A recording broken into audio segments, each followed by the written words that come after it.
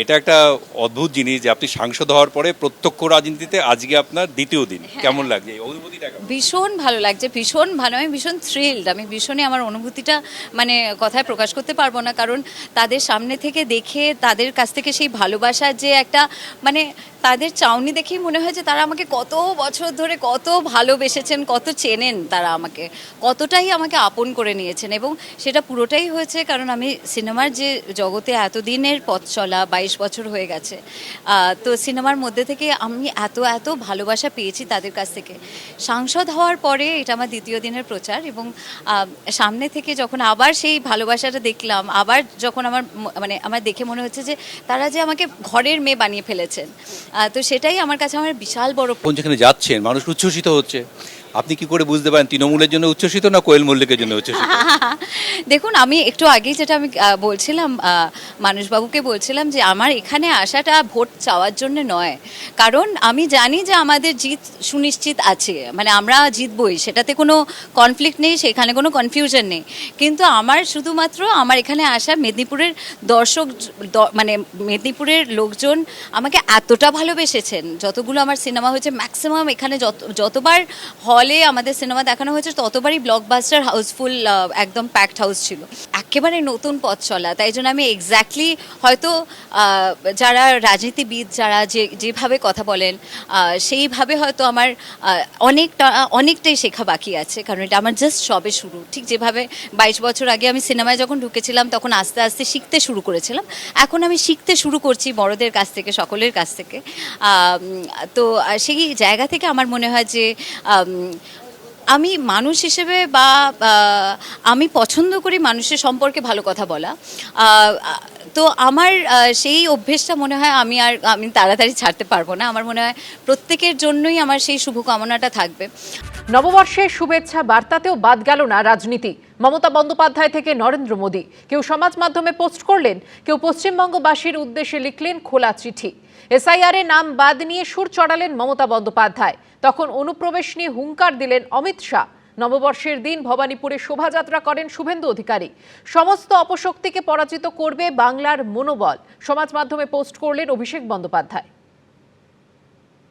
গঙ্গা স্নান থেকে মন্দিরে পুজো, দোকানে দোকানে হালখাতা, বাঙালির পয়লা বৈশাখের এটা চেনা ছবি। কিন্তু ভোটের মুখে পয়লা বৈশাখের দিনও বাদ গেল না রাজনীতি। প্রধানমন্ত্রী নরেন্দ্র মোদী থেকে মুখ্যমন্ত্রী মমতা বন্দ্যোপাধ্যায়, কেন্দ্রীয় স্বরাষ্ট্রমন্ত্রী অমিত শাহ থেকে তৃণমূলের সর্বভারতীয় সাধারণ সম্পাদক অভিষেক বন্দ্যোপাধ্যায় শোভাযাত্রা করলেন শুভেন্দু অধিকারী। সমাজ মাধ্যমে পোস্ট করে শুভেচ্ছা জানালেন, সঙ্গে চলল রাজনৈতিক আক্রমণও। বুধবার রাজ্যবাসীকে নববর্ষের শুভেচ্ছা জানিয়ে পোস্ট করে একটি ভিডিও দেন মমতা বন্দ্যোপাধ্যায়। সেখানে বিজেপি থেকে নির্বাচন কমিশনকে কড়া আক্রমণ করেন। দিল্লির জমিদাররা অনেক অত্যাচার করছে, ভোট কাটছে, অনধিকার প্রয়োগ করছে, এবং বিজেপি ভ্যানিশ ওয়াশিং মেশিন সব এজেন্সি দিয়ে বাংলার উপর জুলুম অত্যাচার করছে। এই অত্যাচারের বদলা নিন। আপনাদের কাছে অনুরোধ, আপনার একটা ভোট দয়া করে দিন। নববর্ষের শুভেচ্ছা জানিয়ে পশ্চিমবঙ্গবাসীকে খোলা চিঠি লিখেছেন নরেন্দ্র মোদী। সেখানে তৃণমূলকে আক্রমণ করে প্রধানমন্ত্রী লিখেছেন, বিগত 15 বছর ধরে পশ্চিমবঙ্গবাসী অপশাসন, বিশৃঙ্খলা, দুর্নীতির শিকার, যা সাধারণ মানুষের মৌলিক অধিকার, সম্মান, পশ্চিমবঙ্গের সংস্কৃতির ওপর চরম আঘাত হেনেছে।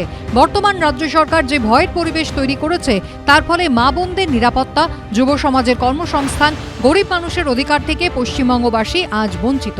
নববর্ষে পোস্ট করা ভিডিওয়ে এদিন এসআইআর এর নাম বাদ যাওয়া নিয়েও সরব হন তৃণমূল নেত্রী। যাদের ভোট বাদ গেছে, যারা আত্মহত্যা করছে এসআইআরের জন্য, তাদের জন্য আমার মন কাঁদছে। আমি জানি একটা পরিবারে 4 জন ভোট দেবে, একজন ভোট দিতে পারবে না, সেটা কেউই মেনে নিতে পারে না। তাই আসুন, আমরা দাঙ্গা নয়, রক্ত নয়, সন্ত্রাস নয়, অত্যাচার নয়, ওরা অনেক চমকাচ্ছে দিল্লি থেকে, কোনো চমকানি নয়। আসুন আমরা নতুন ভোট নিয়ে আসি। অন্যদিকে নববর্ষের শুভেচ্ছা জানিয়েছেন অমিত শাহ, পাশাপাশি অনুপ্রবেশ নিয়ে ফের একবার হুঁশিয়ারি শোনা গেছে কেন্দ্রীয় স্বরাষ্ট্রমন্ত্রীর গলায়।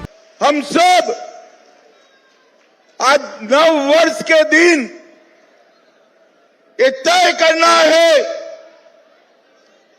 कि बंगाल को घुसपैठियों से मुक्त करना है, बंगाल को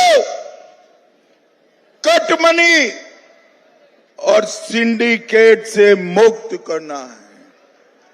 भय, आतंक और भ्रष्टाचार उससे मुक्त करना है।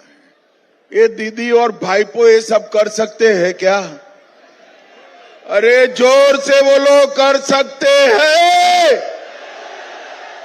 ये केवल और केवल नरेंद्र मोदी जी के नेतृत्व में भारतीय जनता পার্টি कर सकती है। নববর্ষের শুভেচ্ছা জানিয়ে পোস্ট করেছেন অভিষেক বন্দ্যোপাধ্যায়। তার অভিযোগ, আজ বাংলাকে দুর্বল করার জন্য অপচেষ্টা চালানো হচ্ছে, বাংলাকে কলঙ্কিত করার এর মেরুদণ্ড ভেঙে দেওয়ার চেষ্টা চলছে। এরপরে তিনি লিখেছেন, পশ্চিমবঙ্গকে ম্লান করতে চায় এমন সমস্ত শক্তিকে পরাস্ত করেছে বাংলার অপরাজেয় মনোবল। এবারও সমস্ত অপশক্তিকে তা নিশ্চিতভাবেই পরাস্ত করবে। পয়লা বৈশাখের সকালে ভবানীপুরে শোভাযাত্রা করেন বিজেপি প্রার্থী শুভেন্দু অধিকারী।